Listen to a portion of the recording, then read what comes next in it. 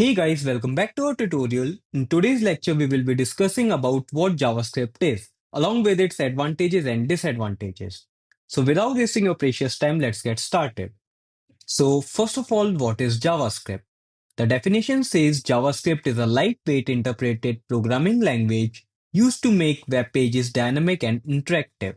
अब ये जो टर्मिनोलॉजीज हैं like light weight interpreted making web pages dynamic and interactive इसको हम वन बाय वन डिस्कस करेंगे।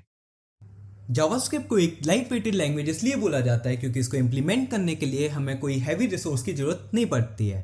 अब इसी पॉइंट को समझने के लिए हम एक एग्जांपल की हेल्प लेंगे जिसमें पहले हम सी में हेलो वर्ल्ड प्रिंट करेंगे, देन हम जावास्क्रिप्ट में हेलो वर्ल्ड प्रिंट करेंगे। सबसे पहले हम देखते हैं कि हम सी में हेलो वर्ल्ड कैसे प्रिंट करते हैं। अगर मेरे को सी में हेलो वर्ल्ड प्रिंट करना है तो पहले मेरे को एक प्री प्रोसेसर इंक्लूड करने की ज़रूरत है, डेट इज़ stdio.h। इसको इंपोर्ट किए बिना मैं printf फंक्शन यूज़ नहीं कर सकता सी में, एंड इस printf फंक्शन को मैंने यहाँ पे मेन फंक्शन के अंदर रखा है, देन ओनली मैं यहाँ पे हेलो वर्ल्ड प्रिंट कर पा रहा हूँ। बट जावास्क्रिप्ट में हेलो वर्ल्ड प्रिंट करने के लिए मेरे को जस्ट ऐसे console.log में पास करने की ज़रूरत है, एंड जावास्क्रिप्ट मेरे लिए हेलो वर्ल्ड प्रिंट कर देगा। अब हम अपनी नेक्स्ट टर्मिनोलॉजी की तरफ मूव करते हैं and that is interpreted language. अब इंटरप्रेटेड लैंग्वेज समझने से पहले हमें समझना पड़ेगा कि कंपाइल्ड लैंग्वेज क्या होती हैं। एंड कंपाइल्ड लैंग्वेज समझने से पहले हमें ये समझना पड़ेगा कि हमारा जो जावास्क्रिप्ट इंजन है वो हमारे कोड को, जो स्क्रिप्ट हम उसे प्रोवाइड करते हैं, उसको वो कैसे एग्जीक्यूट करता है। जैसा कि हम सब जानते हैं, हम जो अपना स्क्रिप्ट लिखते हैं किसी भी प्रोग्रामिंग लैंग्वेज में, हमारे कंपाइलर में, वो एक ह्यूमन अंडरस्टैंडेबल फॉर्म में होती है। बट हमें ये भी नोन है कि हमारे जो कंप्यूटर्स होते हैं वो बाइनरी लैंग्वेज समझते हैं। ओके, तो अब हमारे कंपाइलर का ही एक्चुअल में ये काम होता है कि वो हमारे कोड को ट्रांसलेट करे एक बाइनरी लैंग्वेज में। अब वो इस काम को दो तरीके से करता है, जिसमें से कि पहला तरीका ये है कि वो एक बार में हमारी पूरी स्क्रिप्ट को उठाएगा एंड उसको बाइनरी लैंग्वेज में ट्रांसलेट कर देगा। एंड जो भी लैंग्वेजेस इस प्रोसेस को फॉलो करती हैं उसको हम बोलते हैं कंपाइल्ड लैंग्वेजेस लाइक सी। अब आती है हमारी इंटरप्रेटेड लैंग्वेज। इंटरप्रेटेड लैंग्वेज में क्या होता है, उसका जो कंपाइलर होता है वो लाइन बाय लाइन हमारे कोड को ट्रांसलेट करता है बाइनरी फॉर्मेट में, दैट इज बाइनरी लैंग्वेज में। तो इसको हम एक एग्जांपल से समझते हैं। As you can see here, compiled language में वो क्या करेगा, एक बार में इस पूरे कोड को उठाएगा एंड इसको ट्रांसलेट कर देगा एक बाइनरी लैंग्वेज में, ठीक है। बट इंटरप्रेटेड लैंग्वेज में वो उसी सोर्स कोड को लाइन बाय लाइन ट्रांसलेट करेगा उसके बाइनरी फॉर्म में।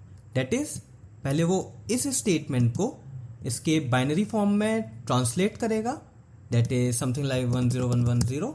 ओके, देन वो नेक्स्ट स्टेटमेंट को उसके बाइनरी फॉर्म में ट्रांसलेट करेगा। एंड इसी कंपाइलेशन प्रोसेस को हम बोलते हैं interpreted language, that is JavaScript. अब यहाँ पर मैं कुछ लॉस की भी बात करूंगा।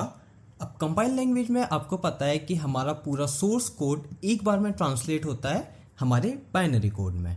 ओके, सो एक्चुअल में होगा का, सपोज दैट मेरे 4th नंबर लाइन पे यहाँ पे मैंने एक सिंटैक्टिकल एरर किया। ओके, अब जब मेरा कंपाइलर मेरे इस कोड को इसके बाइनरी इक्विवेलेंट में ट्रांसलेट कर रहा होगा तो वो फर्स्ट लाइन पे आके एरर दे देगा। ओके, वो इस लाइन तक पहुंचेगा ही नहीं, ठीक है। और मैंने जहाँ तक देखा है, मैं टर्बो सी में कोड करता था तो उस टाइम पे मेरे को कोई एक एग्जैक्ट लाइन पता नहीं चलती थी। When I was coding in C, तब मेरे को एक एग्जैक्ट लाइन पता नहीं चलती थी कि मेरे किस लाइन पे मेरा एरर है। ये मेरे को एक थोड़ा सा फ्लॉ लगा थोड़ा कंपाइल्ड लैंग्वेजेस में, ठीक है। बट इंटरप्रेटेड लैंग्वेज में क्या होगा, सपोज दैट मेरी 9th नंबर लाइन पे कोई एरर है तो वो एटलीस्ट 8 नंबर लाइन तक मेरे कोड को सक्सेसफुली एग्जीक्यूट करेगा एंड वो पर्टिकुलरली मेरे को बताएगा कि मेरे 9th नंबर लाइन पे एक एरर है एंड वो प्रॉपरली उस एरर को शो करेगा। एंड ये मेरे को थोड़ा इंटरप्रेटेड लैंग्वेज के बारे में अच्छा लगा। Now, the next terminology is making web page dynamic. अब एक्चुअल में होता क्या है, हम HTML को यूज करते हैं हमारा एक स्ट्रक्चर बनाने के लिए, and with the help of CSS हम क्या करते हैं, हमारे उस स्ट्रक्चर को ब्यूटिफाई करते हैं। अब with the help of JavaScript हम क्या कर रहे हैं, हम हमारे उस पूरे वेबसाइट को, जिसको मैं एक स्ट्रक्चर बना चुका हूँ, जिसको मैं ब्यूटीफाई कर चुका हूँ, अब मैं उसमें फंक्शनैलिटीज ऐड कर रहा हूँ। सपोज दैट मैंने एक बटन ऐड किया, अब अब मैंने उस बटन को जावास्क्रिप्ट के एक फंक्शन से एसोसिएट कर दिया है। सो समहाउ जब मैं उस बटन पे क्लिक कर रहा हूँ तो वो मेरे लिए हेलो वर्ल्ड प्रिंट कर रहा है। सो दिस इज हाउ हम कह सकते हैं कि हम अपनी वेबसाइट को with the help of JavaScript dynamic बना रहे हैं, फंक्शनल बना रहे हैं। नेक्स्ट 2 पॉइंट्स ये स्टेट करते हैं कि ब्रेंडन आइक ने जावास्क्रिप्ट को 1995 में विद इन 10 डेज में बनाया था while he was working for Netscape. अगर हम इसकी नेमिंग में थोड़ी स्पॉटलाइट डालें, देन इनिशियली इसको नाम दिया गया Mocha, then after some time इसको रीनेम किया गया एज लाइवस्क्रिप्ट, एंड फाइनली इसको नाम दिया गया JavaScript. Now, the next point states it runs directly in the browser to make web pages interactive.